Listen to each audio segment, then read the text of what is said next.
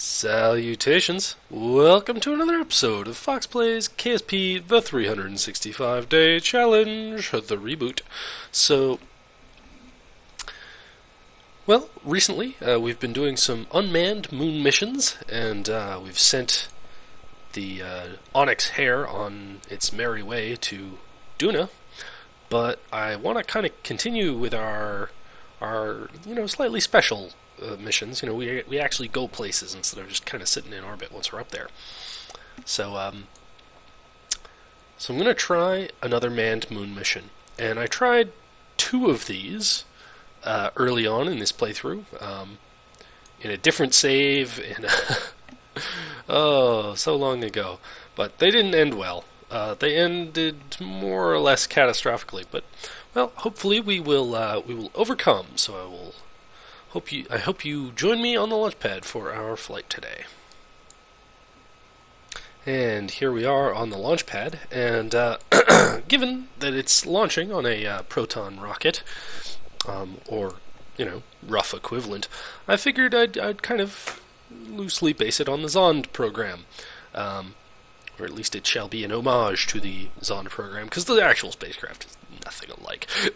But I tried to apply the theory of add K to every word, and came up with cond, which prompted me to name this vessel Cond 1. So, anyway, off we go, I suppose. Very slowly, because we've got a pretty massive spaceship up here. It's actually a command module and a lander, so it's a kind of rendezvous in orbit type deal. It is a single-stage lander, but anyway, it's pretty basic. So I'm gonna kind of accelerate time here a little bit, just kind of keep things going.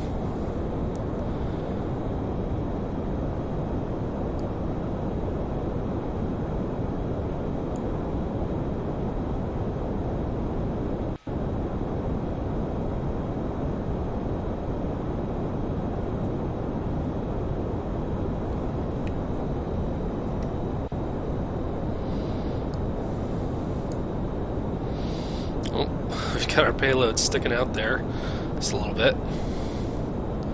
Whoops!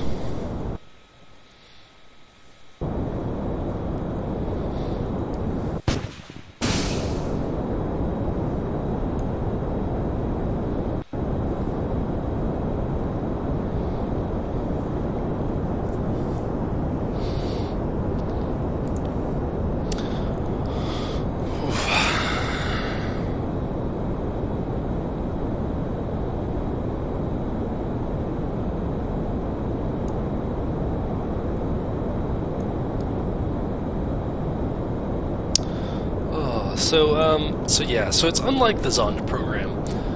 It's actually almost more like Apollo, except that it's using the Proton for a launch vehicle. Just in aesthetics, anyway. But the Zond program was really neat. It was, for one thing, parts of it were actually constructed and flown. At least I believe they were flown. Now I'm going to feel like an idiot if I'd better double check this, but yeah, so the idea is that the Soviets had two concurrent manned space programs, and one would use the Soyuz 7KL3 and the LK lander, and they would launch aboard the N1, which was incidentally recently released by the Tantares Mod lead. But the other would use just a Soyuz 7KL1, and that was Zond, and it was launched aboard a Proton rocket. So,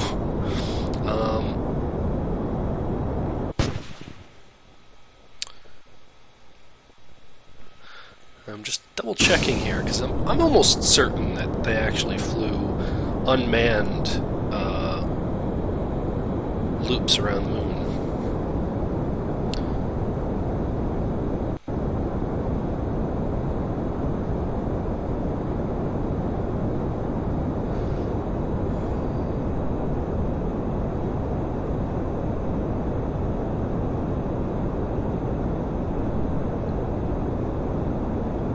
Yep. Okay, so it did make a few flights. I'm not sure if it ever actually went to the moon, but I'm guessing it did. I think it did.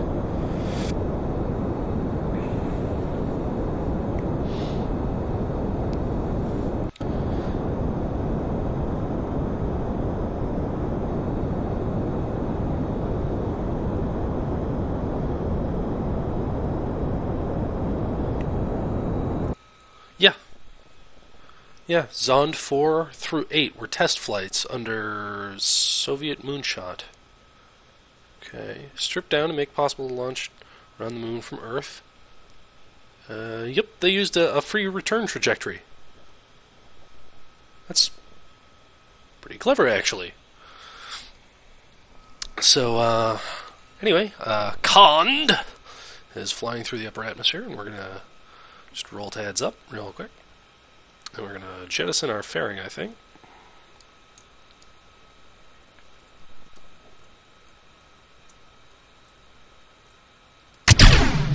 Alrighty. So as you can see, it's much more like the Apollo missions, because we've got an engine there. That's an engine. It's an ALVC. So it's essentially just a second, third stage. With a TKS module up front holding 3 Kerbals and a custom-built lander. It's a thing. Anyway, we're going to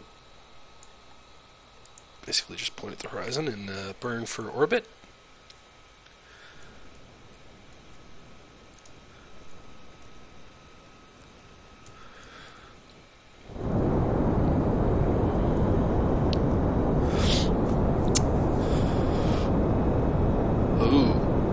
I just realized something. This might be a one-way trip. Oh boy. I'm going to zoom in and see if you can spot it. So go ahead, take a look.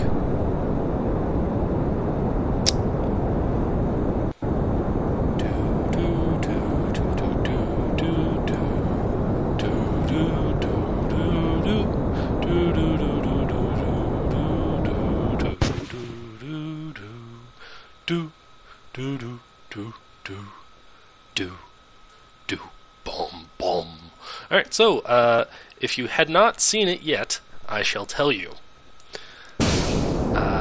Probably later, just because it's pretty funny that I'm still sending them on this mission. It's a very Kerbal mission, all of a sudden. It just makes so much more Kerbal sense.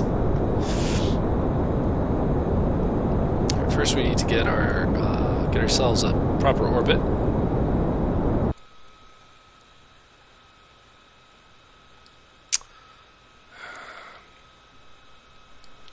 Alright, well that's close enough, and I'll probably burn for the moon at some point in this orbit. But honestly, I think I'm going to cut all of that out, and I'm just going to bring it back when we're within sight of the moon. Spitting distance, really. Alright, see you there. Alrighty. So here we are, burning for circularization, and so since putting the cut in, I've actually discovered 2 more fantastic reasons why we shall not make it home today. But we'll kind of save that for later. Yeah, we're gonna put another. Nope.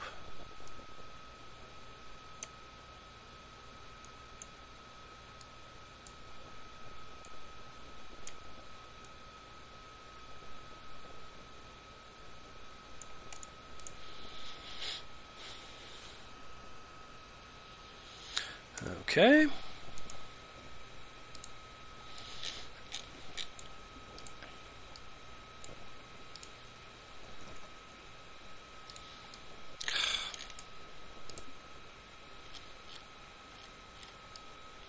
That's the SAS being bad at its job.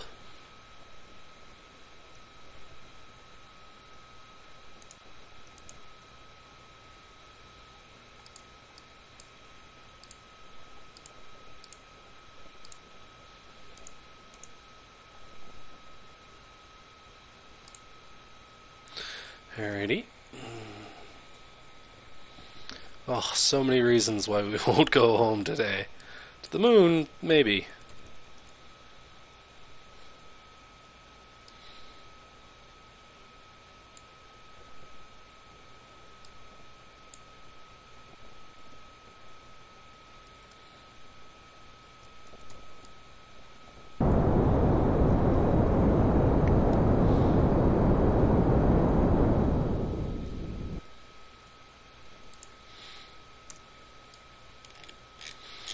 Alrighty, so we're gonna just kind of zip around the light side, the illuminated side of the moon. Okay, so we're gonna transfer.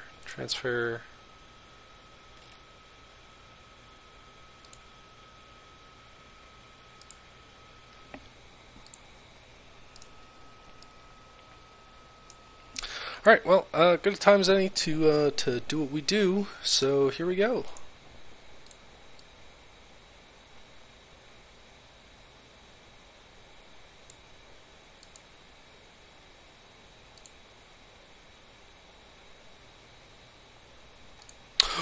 Wow. Wow. This is impressive. There are now like 4 reasons why this mission was a complete failure. So the first reason why we were not going home was because we have no RCS. There are no RCS ports anywhere on either of these 2 spacecraft. So once one went down to the moon and came back, they had no way of rendezvousing. So there's that. Second reason is even if they could rendezvous, they almost certainly, after landing, don't have enough delta V to make it back to Kerbin. The third reason is neither of them have any parachutes of any kind. So even if they could make it back, even if they could dock, even if they could then make it back, they'd die on impact. But apparently, most importantly, bugs. The Kraken has struck, and these craft are now inseparable. So, yep. So I'm gonna hop over to a different spacecraft, and then we're gonna hop back over here, and we're gonna watch it explode. I'm having a super great time. How about you?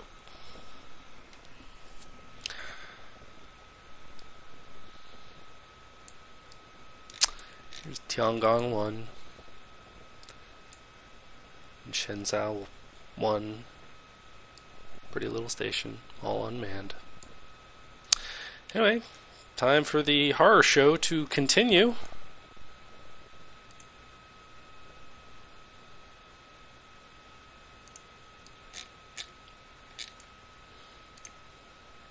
Alright, here we go.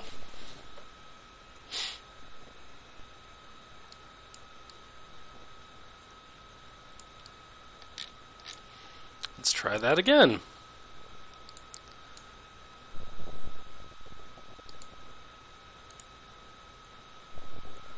Oh my god, it worked. Okay.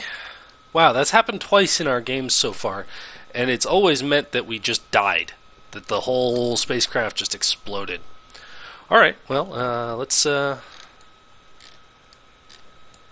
descend, I suppose.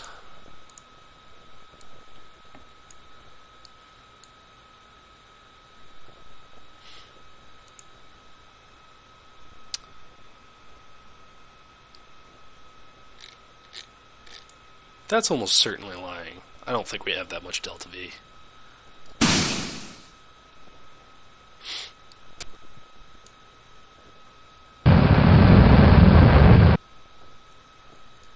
Maybe we do. What happened there?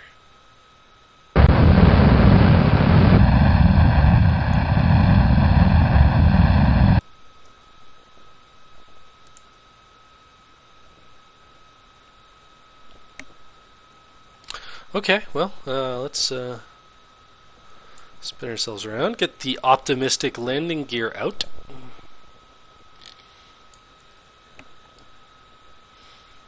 And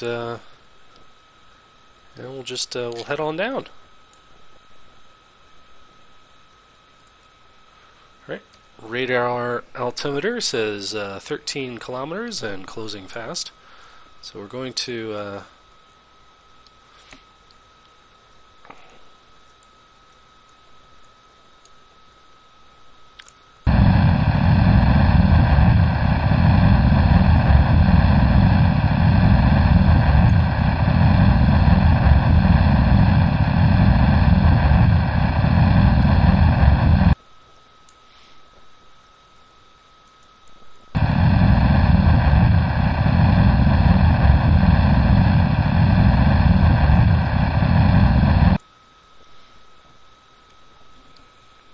Alright, and now passing 8,000 kilometers.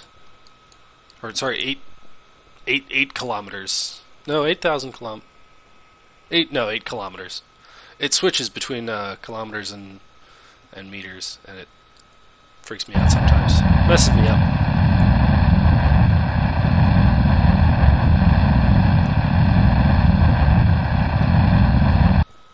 Oh, and we see that's... If that had happened closer to the surface, that would have killed us, and that's why the SAS is terrible. Because I was pointing retrograde, and then I started burning, and then I stopped, and then all of a sudden my prograde and retrograde reversed and started flipping the craft around. So that's why SAS is terrible.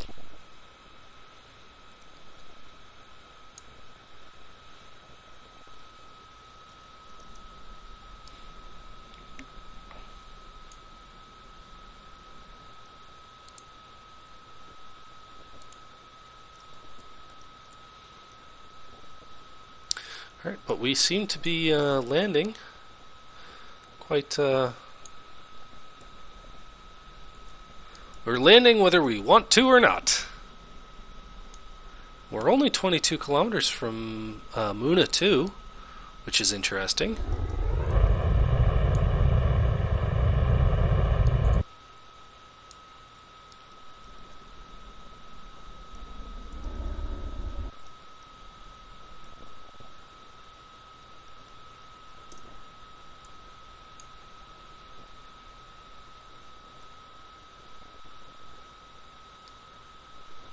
We are still firing our engine, just not fast enough to even register, really.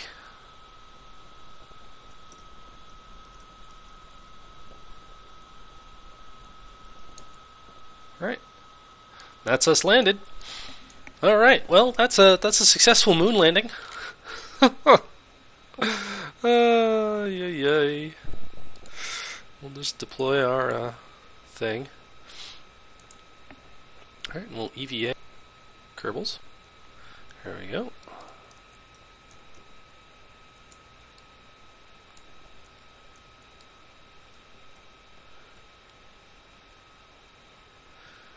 Hey, wee.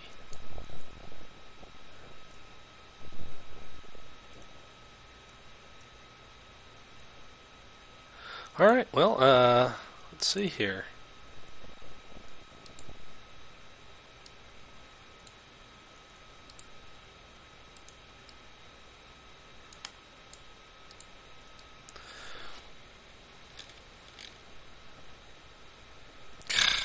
Terrible flag placement there.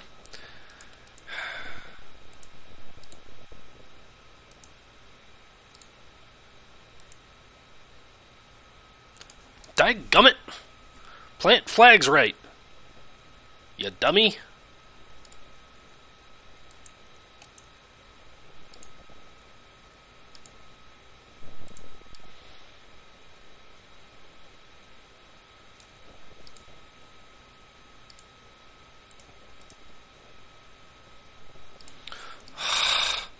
He's planting it straight towards the sun.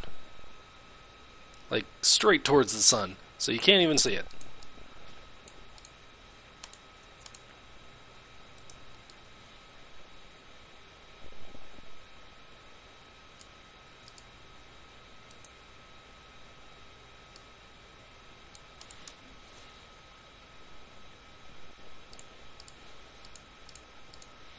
This is ridiculous. Plant flags properly, you stupid piece of crap.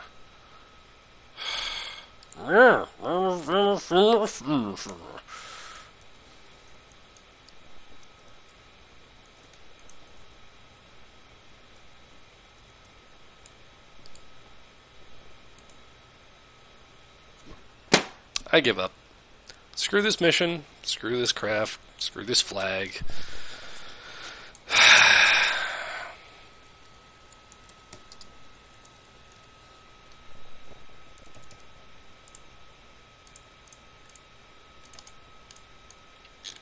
Alright, well. Anyway, that's been Con 1. And, I've been Fox, this has been KSP. Thank you for watching, hope you enjoyed. I didn't so much, but I hope you enjoyed. Hope to see you next time. Take care.